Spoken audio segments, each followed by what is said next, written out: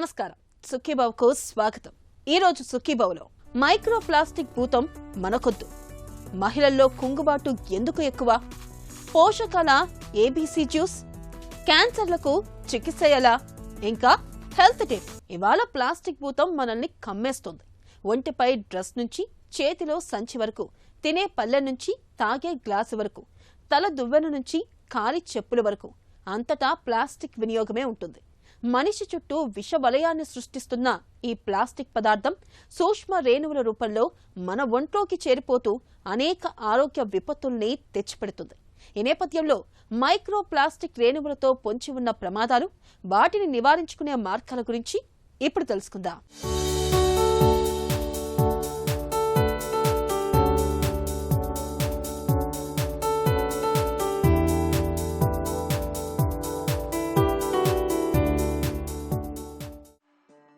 మన తాత ముత్తాతల కాలంలో వంటకు మట్టి పాత్రలే వాడేవారు. అరటి ఆకుల్లోనే భోజనం చేసేవారు. ఆ రోజుల లెక్కే వేరు. అప్పట్లో ఆరోగ్యానికి కొంతైనా భరోసా ఉండేది. కాలం మారుతున్న కొద్దీ ఆధునిక పోకడలతో పరిస్థితి పూర్తిగా మారిపోయింది. మన జీవితంలో ప్లాస్టిక్ వాడకం ఒక భాగమైపోయింది. టీ తాగాలంటే ప్లాస్టిక్ గ్లాసులు ఉండాల్సిందే. పానీయాలు తాగాలంటే ప్లాస్టిక్ స్ట్రాలు కావాల్సిందే.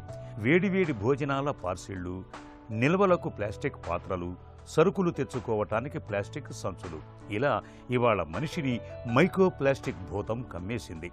పర్యావరణాన్ని, ప్రజారోగ్యాన్ని ప్రమాదంలోకి నెట్టేసింది. ఒకప్పుడు చెత్తలోనూ జలాల్లోనూ దర్శనమిచ్చే ప్లాస్టిక్ తాగునీరు, ఆహారం, వాతావరణం, మట్టిలో నుంచి శరీరంలోకి సూక్ష్మ రేణువుల రూపంలో చేరుతుండటం కలవరపెడుతోంది. ప్లాస్టిక్ వినియోగం ప్రాణాంతకమని నిపుణులు హెచ్చరిస్తున్నా, అధ్యయనాలు వెల్లడిస్తున్నా ప్రమాదాన్ని తేలిగ్గా తీసుకోవటం సమస్యను జటిలం చేస్తోంది. ప్లాస్టిక్స్ రెండు రకాలుగా ఉంటాయి. ఒక ప్లాస్టిక్ వచ్చి సేఫ్ ప్లాస్టిక్ అని, ఒక ప్లాస్టిక్ వచ్చి అన్సేఫ్ ప్లాస్టిక్ అని అందరికీ ఇంతవరకు తెలిసిన విషయం.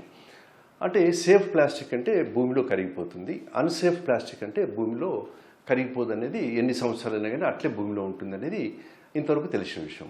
తర్వాత ఇప్పుడు నేను చెప్పబోయేది ఏమిటంటే, ఈ సేఫ్ ప్లాస్టిక్ ఎంతవరకు సేఫ్ అనేది ఇప్పుడు నేను చెప్పబోయేది. సో ఇప్పుడు ఫర్ ఎగ్జాంపుల్ చెప్తాను. ఇప్పుడు ఇది వాటర్ బాటిల్ ఉంది. ఈ వాటర్ బాటిల్ ఈవెన్ దో ఇది నార్మల్ టెంపరేచర్, రూమ్ టెంపరేచర్లో ఉండే కానీ ఈ వాటర్లోకి దీంట్లో ఉండే ప్లాస్టిక్ అనేది స్లోగా మైక్రో ప్లాస్టిక్ రూపంలో ఎంటర్ అవుతుంది. అంటే ఒక రోజుకి ఏం కాదు, అదే కానీ మనం ఒక 20 days 30 days ఈ బాటిల్లో వాటర్ పెట్టేస్తే ఆ వాటర్లోకి ఈ మైక్రో ప్లాస్టిక్స్ అనేది ఎంటర్ అవుతుంటాయి. అట్లే ప్రతి ఒక్కటి ఆ విధంగా తీసుకుంటే ప్రతి ఒక్కటి, ఫర్ ఎగ్జాంపుల్ మనము పాల ప్యాకెట్లు ఉంటాయి యాక్చువల్లీ. సో పాల ప్యాకెట్లు ప్లాస్టిక్ పాల ప్యాకెట్లు కాబట్టి దాంట్లోకి అది ఎంటర్ అవుతుంటుంది. తర్వాత మనం ఏమనుకుంటాము, ప్లాస్టిక్ ప్లేట్ పైన వేడి వస్తువు వేస్తే అది కరిగిపోయి దాంట్లోకి ప్లాస్టిక్ వస్తుందని అనుకుంటాము. తర్వాత ఇది కూడా వాటర్ బాటిల్ ఎక్కువ ఎండలో పెడితే అది కరిగిపోయి దాంట్లో, అది కరెక్టే. తర్వాత మనము వేడిగా లేకపోయినా కానీ ఈ ప్లాస్టిక్ వస్తువుల నుంచి ఈ ప్లాస్టిక్ చిన్న మైక్రో ప్లాస్టిక్, నానో ప్లాస్టిక్ రూపంలో ఆ కంటెంట్స్లోకి, ఆ ఫుడ్ కంటెంట్స్లోకి ఎంటర్ అవుతాయి అనేది అది వెల్ డాక్యుమెంటెడ్. ఈ 5 yearsలో అది చాలా స్టడీస్లో చాలా డాక్యుమెంట్ చేశారు. సో ఈ విధంగా మనము చాలా డికేడ్స్ నుంచి, ఆల్మోస్ట్ చాలా సంవత్సరాల నుంచి ఈ ప్లాస్టిక్స్ అంతా మనం బయట చేస్తున్నాము. అది ఇప్పుడు ఎట్లుందంటే భూమిలో ప్రతి ఒక్క భాగము, తర్వాత నీటిలో ప్రతి ఒక్క భాగం, అంటే అది సముద్రపు నీళ్ళు కావచ్చు, చెరువు నీళ్ళు కావచ్చు, లేదా రివర్ వాటర్ కావచ్చు, అన్ని చోట్ల ఈ మైక్రో ప్లాస్టిక్ అనేది కంటామినేట్ అయింది అనేది ఈ మధ్యకాలంలో అది ప్రూవ్ చేయడం జరిగింది. ప్రపంచవ్యాప్తంగా జరిగిన అనేక అధ్యయనాలు మైక్రో ప్లాస్టిక్తో ప్రమాదం తప్పదని హెచ్చరిస్తున్నాయి. మానవ శరీరంలోకి 0.2 కంటే తక్కువ వ్యాసం కలిగిన మైక్రో ప్లాస్టిక్ రేణువులు సులువుగా చొరబడుతున్నట్లు అనేక అధ్యయనాల్లో గుర్తించారు. ఆహారం, నీరు, గాలి ద్వారా ఊపిరితిత్తులు, గుండెతో పాటు తల్లిపాలు, గర్భస్థ శిశువుల్లోకి మైక్రో ప్లాస్టిక్ చేరుతున్నట్లు తేల్చారు. రక్తంలో ప్లాస్టిక్ వ్యర్థాలను నెదర్లాండ్ శాస్త్రవేత్తలు గుర్తిస్తే మానవులు, జంతు కళేబరాల్లోని సున్నిత భాగాల్లోనూ ఈ కాలుష్యాన్ని న్యూమెక్సికో వర్సిటీ శాస్త్రవేత్తలు ఇటీవల పసిగట్టారు. మనం నిత్యం వాడే ఉప్పు, చక్కెరలోనూ ప్రమాదకర మైక్రోప్లాస్టిక్ ఆనవాళ్లు ఉన్నట్లు టాక్సిక్ లింక్ అనే పర్యావరణ పరిశోధన సంస్థ తేల్చి చెప్పింది. ప్రతి లీటరు సముద్ర నీటిలో వేల సంఖ్యలో ప్లాస్టిక్ కణాలు ఉన్నట్లు అధ్యయనాలు చెబుతున్నాయి. చేపలు, రొయ్యలు, ఇతర సముద్ర జీవుల పేగులోనూ వీటిని గుర్తించారు. ఇలా అనేక మార్గాల ద్వారా మనలోకి చేరుతున్న మైక్రోప్లాస్టిక్ కణాలు రక్తాన్ని విషపూరితం చేయడంతో పాటు కాలేయం, నరాలు, గుండె, మెదడు తదితర అవయవాలకు పెను సమస్యల్ని తెచ్చిపెడుతున్నాయి. ఈ సముద్రంలో ఎంతో మైక్రోప్లాస్టిక్స్ కంటామినేట్ అయ్యాయి కాబట్టి అవి ఆ ఫిష్ తీసుకోవడము, ఆ ఫిష్ మనం తీసుకునే దానివల్ల మనకు బాడీలోకి వెళ్ళడము జరుగుతుంది. అంతేకాకుండా డైరెక్ట్గా ప్లాస్టిక్ ఎట్లా వెళ్తుంది, ఈ వాటర్ బాటిల్ ద్వారా, తర్వాత పాల ప్యాకెట్ల ద్వారా, తర్వాత ఈ చిన్న చిన్న కప్పుల్లో మనము అంటే టీ ప్యాకెట్స్ ఉంటాయి చూడండి, టీ ప్యాకెట్స్ వల్ల, లేకపోతే ఇటువంటి టీ ప్లాస్టిక్స్ వల్ల, ఈ విధంగా రకరకాల వేస్ట్లో మనకు డైరెక్ట్గా, ఇండైరెక్ట్గా ఆ ప్లాస్టిక్ మైక్రోప్లాస్టిక్స్ అనేది మన బాడీలోకి ఎంటర్ కావడం జరుగుతుంది. కాబట్టి ఈ మైక్రోప్లాస్టిక్స్ ఆల్రెడీ మనకు ప్రతి ఒక్క లైఫ్లోకి, అంటే అది మనుషులు కావచ్చు, జంతువులు కావచ్చు, పక్షులు కావచ్చు, వాటిలోకి ఆల్రెడీ ఈ మైక్రోప్లాస్టిక్స్ అని ఎంటర్ అయిపోయేసి ఆల్రెడీ అక్యుములేట్ అయినట్టు ఆల్రెడీ ప్రూవ్ చేశారు. కాబట్టి ఇంకా రాను ఏమిటంటే ఈ మైక్రోప్లాస్టిక్స్ వల్ల రకరకాల జబ్బులు వచ్చేదానికి అవకాశాలు ఉన్నాయి. ఒకటి ముఖ్యంగా ఏమిటంటే ఈ మైక్రోప్లాస్టిక్స్ వల్ల బ్రెయిన్ తీసుకుంటే బ్రెయిన్లో ఉండే రక్తనాళాల్లో ఈ క్లాట్స్ ఏర్పడి తొందరగా స్ట్రోక్ వచ్చేదానికి ఒక కారణం అవుతుంది. ప్లాస్టిక్ వాడకాన్ని తగ్గించుకోవటం అనేది మన చేతుల్లోనే ఉంది. ప్లాస్టిక్కు బదులుగా మట్టి, పింగాణి, గాజు, స్టీలు గ్లాసుల్లో పానీయాలు తాగడం మేలు. ప్లాస్టిక్ బాటిల్కు బదులు గాజు సీసాతోనూ, స్టీల్ ఫ్లాస్కుతోనూ నీళ్లు తీసుకెళ్లటం మరీ మంచిది. ఇంట్లో వంట సరుకుల నిల్వకు ప్లాస్టిక్ డబ్బాలకు బదులుగా గాజు సీసాలను, స్టీలు పాత్రలను ఎంచుకోవాలి. కూరగాయలు కోసేందుకు ప్లాస్టిక్ పలక బదులు చెక్క బల్లలు, రాతి, స్టీలు పలకలు వినియోగించవచ్చు. భోజనాలకు, అల్పాహారాల ప్యాకింగ్కు అరటి ఆకులు, కాగితాలు వాడటం మేలు. ఇవి 100% భూమిలో కలిసిపోతాయి. ఆరోగ్యానికి నష్టం ఉండదు. ఇంట్లో వండిన, బయట నుంచి తెప్పించిన ఆహారాలకు స్టీలు, రాగి, అల్యూమినియం పాత్రలు వాడటం మేలు. బజారుకు వెళ్లి సరుకులు తెచ్చే ప్రతిసారి ప్లాస్టిక్ సంచులకు బదులుగా గుడ్డ, జనపనార సంచులు వాడచ్చు. ఈ మైక్రోప్లాస్టిక్స్ ఈ బ్రెయిన్ సెల్స్ పైన లోపల ఇమ్యూనిటీ, అంటే ఆ ఇన్ఫ్లమేషన్ను జనరేట్ చేసేసి, ట్రిగ్గర్ చేసేసి తొందరగా ఈ డిజనరేటివ్ డిసీజెస్, తర్వాత ఈ డిమెన్షియాస్, తర్వాత సైకలాజికల్ సిమ్టమ్స్ వచ్చేదానికి అవకాశాలు ఉంటాయి. అంతేకాకుండా ఈ మైక్రోప్లాస్టిక్స్ ఈ క్యాన్సర్ కారకాలుగా, సో బ్రెయిన్లో ట్యూమర్స్ కానీ క్యాన్సర్స్ వచ్చేదానికి కూడా అవకాశం ఉంటుంది. కాబట్టి ఈ మైక్రోప్లాస్టిక్స్కు మనకు తెలియకుండానే మన బాడీలోకి ఎంటర్ అయ్యి మన బాడీని స్లోగా డ్యామేజ్ చేసుకుంటూ పోతున్నాయి. కాబట్టి మనం గుర్తుపెట్టుకోవాల్సిన విషయం ఏమిటంటే ప్రతి ఒక్కరూ అంటే గవర్నమెంట్ అథారిటీస్ అని కాకుండా ప్రతి ఒక్కరూ ఇది తెలుసుకొని గుర్తుపెట్టుకుని దానికి వీలైనంత వరకు వేరే ఆల్టర్నేటివ్, అది స్టీల్ వెజల్ కావచ్చు, స్టీల్ గ్లాస్ కావచ్చు, లేకపోతే గాజు ఐటమ్ కావచ్చు, గాజుతో తయారు చేసిన వెజల్ కావచ్చు, లేకపోతే పింగాణి కావచ్చు, లేకపోతే తర్వాత మట్టితో తయారు చేసిన ఐటమ్స్ కావచ్చు. అట్లా మీకు క్రియేటివ్గా ప్లాస్టిక్ కాకుండా వేరేది వాడకం అనేది, అది వీలైనంత వరకు ఈ ప్లాస్టిక్ వాడకం అనేది తగ్గడం అనేది చాలా ఇంపార్టెంట్. ప్లాస్టిక్ వినియోగం తగ్గిస్తే జీవ వైవిధ్యానికి మంచిది. మైక్రో ప్లాస్టిక్తో నేల, నీరు, వాతావరణాలతో పాటు మానవ శరీరానికి ముప్పు పొంచి ఉంది. జీర్ణ సంబంధ సమస్యలు, హార్మోన్ల అసమతుల్యత, క్యాన్సర్ లాంటి ప్రమాదాలు తలెత్తుతాయి. ప్లాస్టిక్ కంటైనర్లలో ఆహారాన్ని వేడి చేసి తినటం సరికాదు. గాజు, సిరామిక్, స్టీలు పాత్రల్లో ఆహారం నిల్వ ఉంచటం మేలు.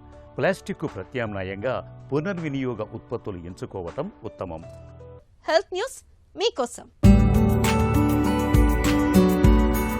పురుషులతో పోలిస్తే మహిళల్లో కుంగుబాటు 2 రెట్లు ఎక్కువగా వేధిస్తూ ఉంటుంది.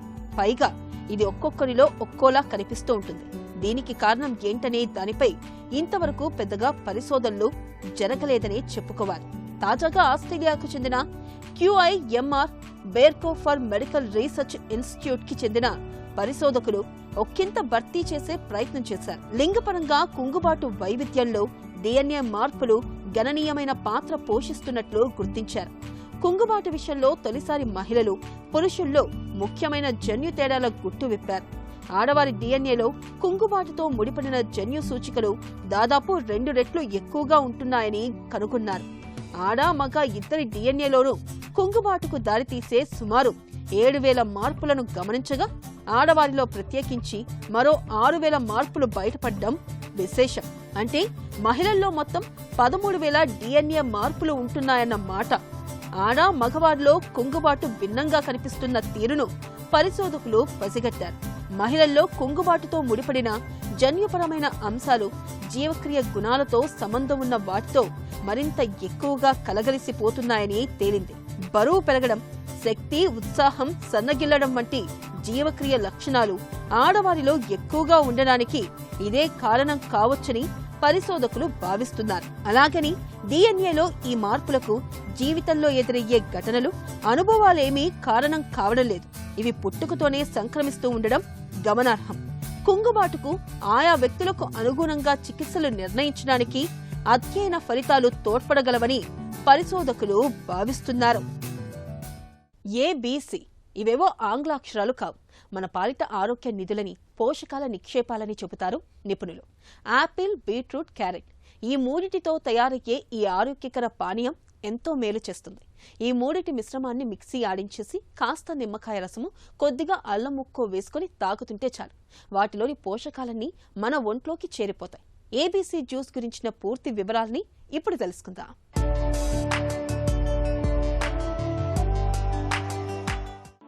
ABC అంటే యాపిల్, క్యారెట్, బీట్రూట్. ఈ జ్యూస్లో పంచదార అవసరం లేదు. యాపిల్ ఇందులో ప్రధానం. జ్యూస్కు కావలసిన తీయదనాన్ని ఇస్తుంది. బీట్రూట్ చక్కని రంగునిస్తుంది. క్యారెట్ దీనికి అదనం. ఈ మూడింటిని చిన్నపాటి ముక్కలుగా చేసుకోవాలి. పంచదార అవసరం కూడా ఉండదు. కావాలనుకునేవారు మాత్రమే కొంచెం వేసుకుంటే సరి. తేనె సైతం పోసుకోవచ్చు. ABC జ్యూస్ తాగడం వల్ల చక్కెర స్థాయిలు అదుపులో ఉంటాయి. యాపిల్ తినడం వల్ల జీర్ణక్రియ మెరుగుపడుతుంది. గుండె జబ్బులు, కొన్ని రకాల క్యాన్సర్లు, దీర్ఘకాలిక వ్యాధులు ఉన్నవారు సైతం తీసుకోవచ్చు. ABC జ్యూస్ అధిక బరువును నియంత్రిస్తుంది. ఒంట్లో కొవ్వు తగ్గుతుంది. దీనిలో యాంటీ ఆక్సిడెంట్లు పుష్కలంగా లభిస్తాయి. ఫైబర్ సైతం ఎక్కువగా ఉంటుంది. ఇందులో ఉండే విటమిన్ C చర్మానికి మెరుపునిస్తుంది. మలబద్ధకం ఉంటే తగ్గుతుంది. ఇక రక్తంతో ముడిపడి ఉన్న ప్రతి అవయవాన్ని బీట్రూట్ బాగు చేస్తుంది. రక్తహీనత సమస్య దూరమవుతుంది. గుండె ఆరోగ్యం మెరుగుపడుతుంది. రక్తపోటు నియంత్రణలో ఉంటుంది. విటమిన్ C, ఐరన్, పొటాషియం, ఇతర ఫైబర్లు, నైట్రేట్లు రోగనిరోధక శక్తిని పెంచడంతో పాటు ఎల్లప్పుడూ శరీరాన్ని ఉత్సాహంగా ఉంచుతాయి. ABC జ్యూసులోని క్యారెట్లు కంటికి మేలు చేస్తాయి. రోగనిరోధక శక్తి పెరుగుతుంది. చర్మం మెరుస్తుంది. బీటా కెరోటిన్ కంటి వ్యాధులను దూరం చేస్తుంది. యాంటీ ఆక్సిడెంట్లు చర్మ కణాలను ఆరోగ్యంగా ఉంచుతాయి. ఇందులో ఉండే అధిక ఫైబర్ జీర్ణక్రియను మెరుగుపరుచుతుంది. ABC జ్యూస్ను మన ఆహారంలో ఒక భాగంగా చేసుకోవచ్చు. అలాగని రోజు తాగాల్సిన అవసరం లేదు. వారానికి 2 సార్లు తీసుకుంటే సరిపోతుంది. Vitamin A, C, K, B9, potassium, iron, anti ఆక్సిడెంట్లు, ఫైబర్స్, నైట్రేట్స్ ఇందులో పుష్కలంగా ఉంటాయి. అన్ని వయసుల వారికి ఈ జ్యూస్ ఉపయోగమే. దీర్ఘకాలిక వ్యాధులతో బాధపడేవారు వైద్యుల సూచన మేరకు వాడొచ్చు. క్యాన్సర్ బారిన పడితే మృత్యువు కోసం ఎదురు చూడటం తప్ప మనం చేయగలిగిందేమీ లేదనే నమ్మకం మనలో చాలా మందిలో కనిపిస్తుంది. ఈ నమ్మకంతోటే చాలా మంది క్యాన్సర్కు సరైన చికిత్స తీసుకోకుండా కాలయాపన చేస్తూ ఉంటారు. నిజానికి తొలి దశలోనే గుర్తిస్తే క్యాన్సర్లను చాలా వరకు పూర్తిగా నయం చేసుకోవచ్చు. సర్జరీ వరకు వెళ్లకుండా కేవలం కీమోథెరపీ, రేడియేషన్ చికిత్సల సాయంతో క్యాన్సర్ల నుంచి సులువుగానే బయటపడొచ్చని చెబుతారు డాక్టర్లు.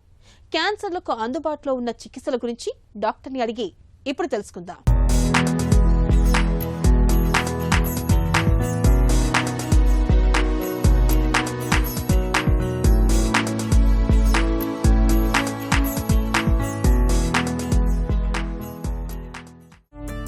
సర్జరీ లేకుండా క్యాన్సర్లకు చికిత్స చేసే వీలుందా? కేవలం మందులతోటి మనం క్యాన్సర్ తగ్గించడం అనేది అన్ని క్యాన్సర్లో వీలు పడుతుంది. క్యాన్సర్లో మనం 2 రకాలుగా చెప్పుకుంటాం. ఒకటి మన liquid cancers, that is like blood cancer కానీ లింఫోమాస్ కానీ వీటిని. వీటికి ట్రీట్మెంట్ మాత్రం పర్టికులర్లీ ఓన్లీ కీమోథెరపీ, అంటే ఓన్లీ కీమోథెరపీనే దాని ట్రీట్మెంట్.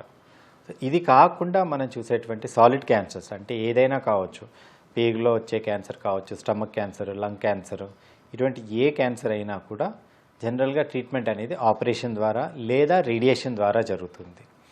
సో స్టేజ్ని బట్టి మనకు అవసరం అనుకుంటే కీమోథెరపీని యాడ్ చేయడం జరుగుతుంది. వీటిలో మనం కీమోథెరపీ ఇచ్చేది జనరల్గా ఆపరేషన్ కానీ రేడియేషన్ కానీ అయిపోయిన తర్వాత మళ్ళీ రాకుండా ఉండడానికి మనం జనరల్గా కీమోథెరపీ అనేది ఇస్తుంటాం.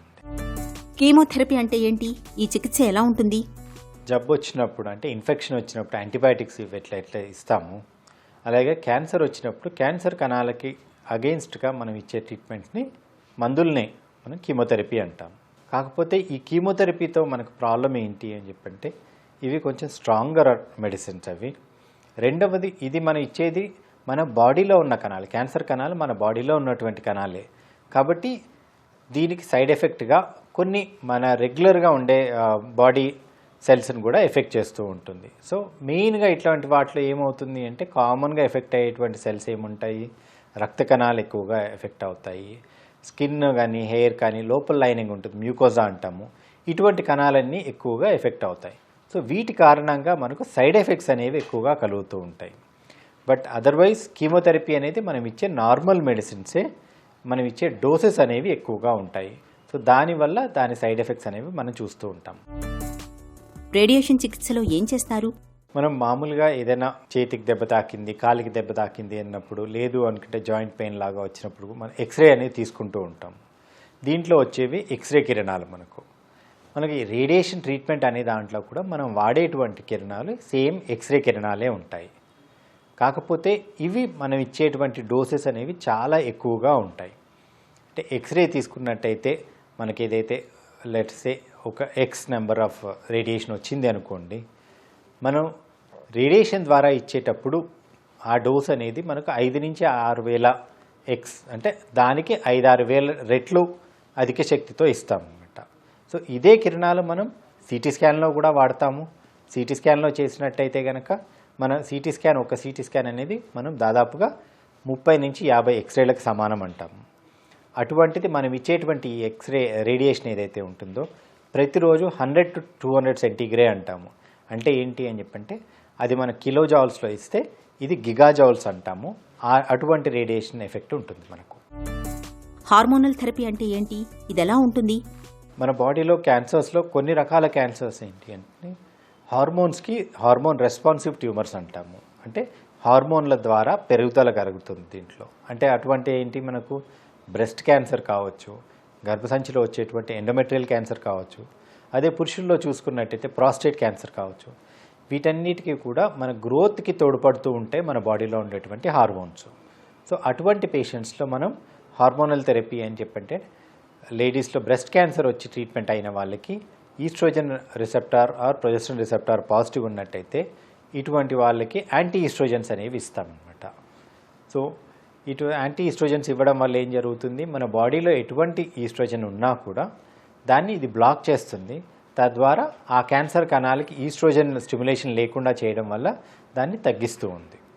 సేమ్ వే ప్రాస్టేట్ క్యాన్సర్ అనేది టెస్టోస్టెరాన్ డిపెండెంట్. ఈ టెస్టోస్టెరాన్ని మనం బ్లాక్ చేయాల్సి ఉంటుంది. సో ఇది రెండు పద్ధతుల్లో చేస్తాం.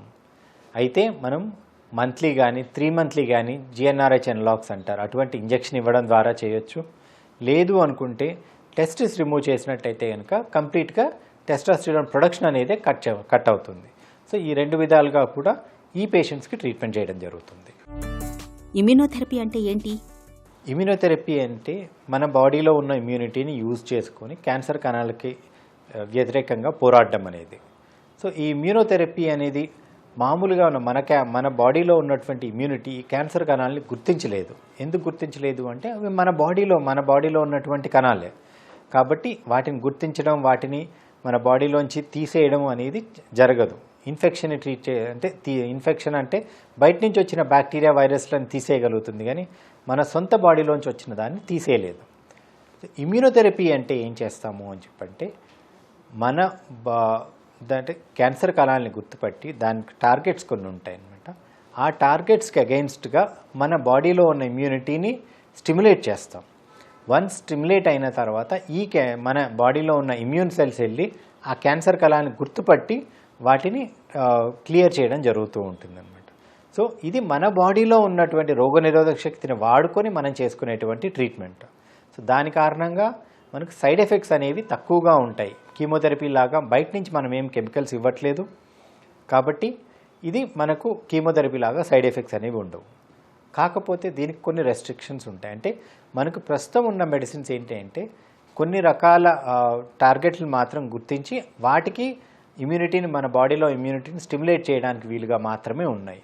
So something like PD1, PDL1 అని చెప్పి అంటారు. ఇటువంటి వాటికి మాత్రమే మనకు యాంటీబాడీస్ తయారయ్యి మన బాడీలో ఉన్న ఇమ్యూనిటీని స్టిమ్యులేట్ చేస్తున్నాయి. సో ఫ్యూచర్ మనకు పోతున్న కొద్దీ ఇంకా మరిన్ని టార్గెట్స్ని గుర్తించి మన ఇమ్యూనిటీని స్టిమ్యులేట్ చేయగలిగేటువంటి మెడిసిన్స్ వస్తున్న కొద్దీ మనకు ట్రీట్మెంట్లో సైడ్ ఎఫెక్ట్ లేకుండా ఎఫెక్టివ్ ట్రీట్మెంట్స్ ఇవ్వడానికి వీలవుతుంది. మందులతో వచ్చే దుష్ఫలితాలను ఎలా అధిగమించాలి?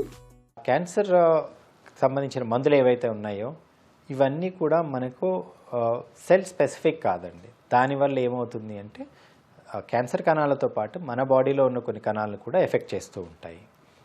సో మనకి ఇంతకు ముందు అయితే మనం మాట్లాడేవారం క్యాన్సర్ తీసుకునే వాళ్ళకి వామిటింగ్స్ అని అవి ఎక్కువగా ఉండడము, దానివల్ల వాళ్ళు అసలు ఏం తినలేకపోవడము, వీక్ అయిపోవడము ఇటువంటివి వింటూ వచ్చేవాళ్ళము. ప్రస్తుతానికి అటువంటివి లేవు. బికాస్ మనకు వామిటింగ్ సెన్సేషన్ని తగ్గించడానికి పర్టికులర్లీ క్యాన్సర్కి సంబంధించిన వామిటింగ్ తగ్గించడానికంటూ ఎఫెక్టివ్ మెడిసిన్స్ వచ్చాయి మనకు. దానివల్ల అటువంటి సైడ్ ఎఫెక్ట్ ఈ మధ్యకాలంలో ఏ పేషెంట్ దగ్గర వినట్లేదు. రెండవది మన బ్లడ్ అంటే రక్త కణాలన్నీ పడిపోవడం చేయడం జరుగుతూ ఉంటుంది. ఇది జరగకుండా కూడా మనకు కాలనీ స్టిమ్యులేటింగ్ ఫ్యాక్టర్స్ అనే ఇంజెక్షన్స్ ఉన్నాయి.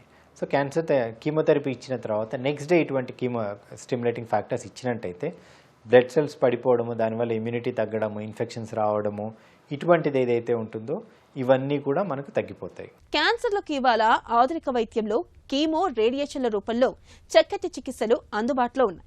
క్యాన్సర్ల ఆనవాళ్లను సకాలంలో గుర్తించి సత్వరమే వైద్యం మొదలు పెడితే మొండి క్యాన్సర్లను మనం తేలికగానే జయించవచ్చు. ఇందుకు మనకి కావాల్సిందల్లా క్యాన్సర్లపై అవగాహన మాత్రమే. ఇక ఈ రోజు కార్యక్రమాన్ని ముగించే ముందు ఒక చిన్న చిట్కా మీకోసం. డిప్రెషన్, ఆందోళన సమస్యలతో బాధపడుతున్నప్పుడు పుట్టగొడుగుల్ని తరచూ తినడాన్ని అలవాటు చేసుకోండి. మానసిక సమస్యలు తగ్గుతాయి, జీవితం హుషారుగా మారుతుంది.